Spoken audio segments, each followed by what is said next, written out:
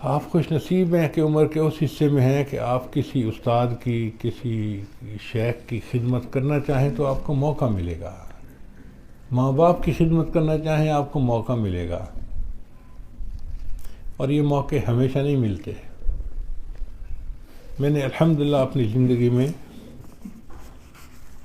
اپنی والدہ کی بہت خدمت کی، یہ نہیں کہ خدمت نہیں کی، بہت خدمت کی، اتنی خدمت کی کہ ہزاروں میں کوئی ایک بھی اتنی نہیں کرتا ہوگا۔ میرا ایک اصول تھا کہ والدہ صاحبہ کھڑی ہے تو میں بیٹھتا نہیں تھا، پہلے والدہ بیٹھتی تھی پھر میں بیٹھتا تھا، اور اکثر و بیشتر ایسا ہوتا تھا کہ وہ چارپائی پہ بیٹھتی تھیں تو میں نیچے فرش پہ ان کے پیروں میں بیٹھ جاتا تھا۔ وہ مجھے ہمیشہ کہتی تھی بیٹا چارپائی پہ بیٹھو، کرسی پہ بیٹھو، ادھر بیٹھو۔ میں کہتا تھا امی مجھے اجازت دے دیں، بس میں آپ کے پاؤں میں بیٹھوں، مجھے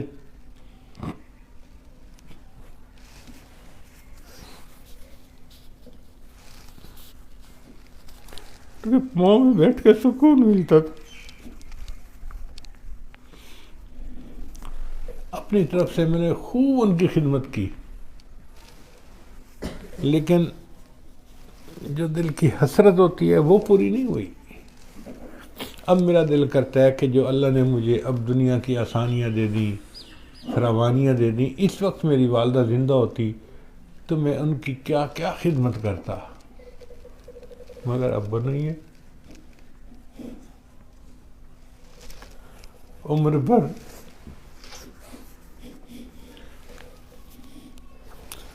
بھر تیری محبت میری خدمت گر رہی، عمر بھر تیری محبت میری خدمت گر رہی، میں تیری خدمت کے قابل جب ہوا تو چل بسی۔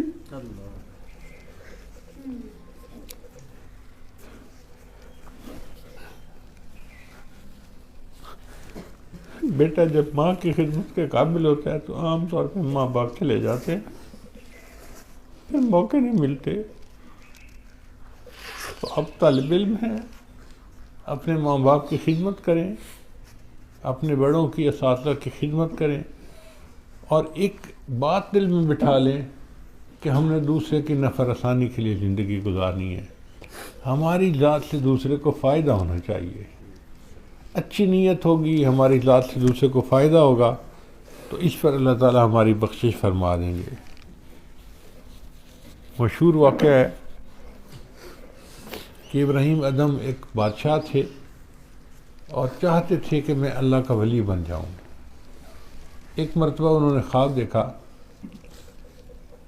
کہ کوئی بوڑھا آدمی ہے اور وہ بیٹھا ہوا کچھ لکھ رہا ہے، تو اس سے پوچھا بھئی آپ کون ہیں، کیا لکھ رہے ہیں؟ اس نے کہا میں فرشتہ ہوں اور میں لکھ رہا ہوں ان بندوں کے نام جن کو اللہ جو اللہ سے محبت کرتے ہیں۔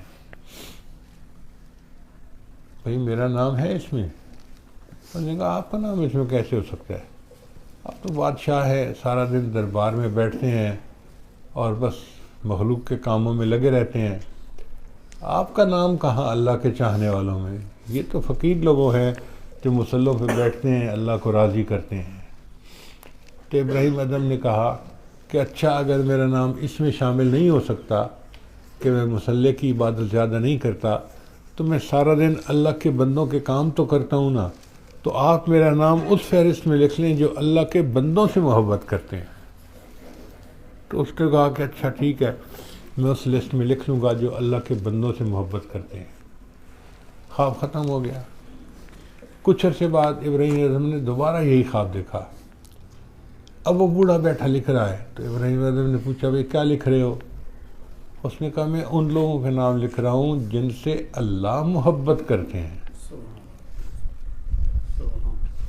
اچھا اس میں میرا نام ہے؟ اس نے کہا دیکھو پہلے نمبر پہ تمہارا نام۔ کیوں؟ اس نے کہا اس لیے کہ جو اللہ کے بندوں سے محبت کرتا ہے نا، اللہ فرماتے ہیں میں اس بندے سے محبت کرتا ہوں۔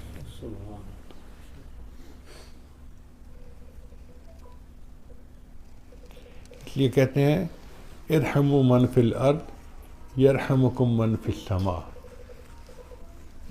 کہ جو زمین پہ ہیں تم ان پہ رحم کھاؤ تو جو آسمانوں والا ہے وہ تم پہ رحم کھائے گا. ہم اللہ کے بندوں سے اللہ کے لیے محبت کریں گے اور اس کے بدلے اللہ ہمارے ساتھ محبت فرمائیں گے. چنانچہ فرمایا کہ کنتم خیر امت، تم سب سے بہترین امت ہو، اخرجت للناس، تمہیں اللہ نے انسانوں کے لیے بنایا ہے. اور اس میں جو بہترین عمل کیا ہے کہ دوسروں کو نیکی کا حکم کرنا، برائی سے منع کرنا، اور خیر دوسرے کے لیے خیر کا باعث بننا، چاہے مادی اعتبار سے ہو چاہے روحانی اعتبار سے ہو. جس بندے کی نیت اچھی ہوگی اور دوسروں کے لیے خیر کا باعث بنے گا وہ کامیاب بندہ ہے. اللہ تعالیٰ اس کی بخشش فرمائیں گے اور اس کو اللہ تعالیٰ اپنے مقبول بندوں میں شامل فرمائیں گے.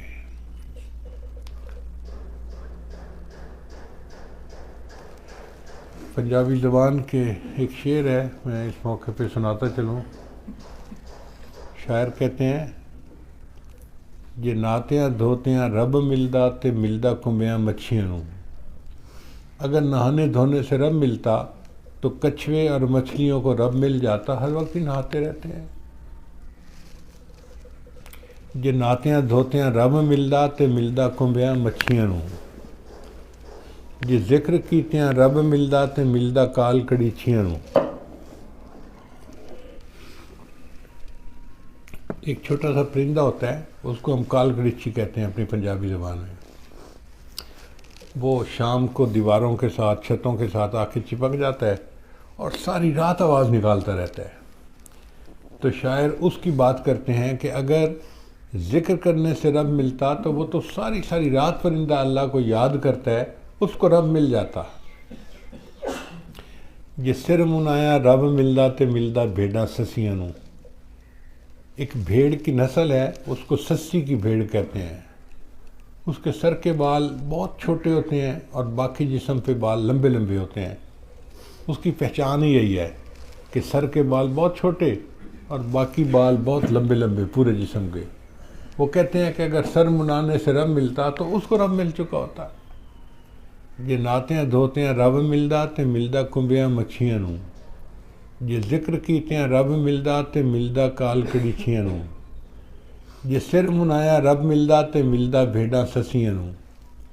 جے جتیاں ستیاں رب ملدا تے ملدا دانداں کھسیاں نوں. اگر پاک دامنی کی زندگی گزارنے سے رب ملتا تو جو خسی بیل ہوتے ہیں وہ تو اپنی مادہ کے ساتھ قریب ہی نہیں جا سکتے، تو ان کو رب مل جاتا، چونکہ ان کا تو مادہ کے ساتھ ملاپ ہوتا ہی نہیں ہے. وہ کہتے ہیں کہ نہیں، ان چیزوں سے رب نہیں ملتا. آخر پہ آ کے پھر وہ نتیجہ نکالتے ہیں کہ رب ملدا تے ملدا نیتاں اچھیاں نوں.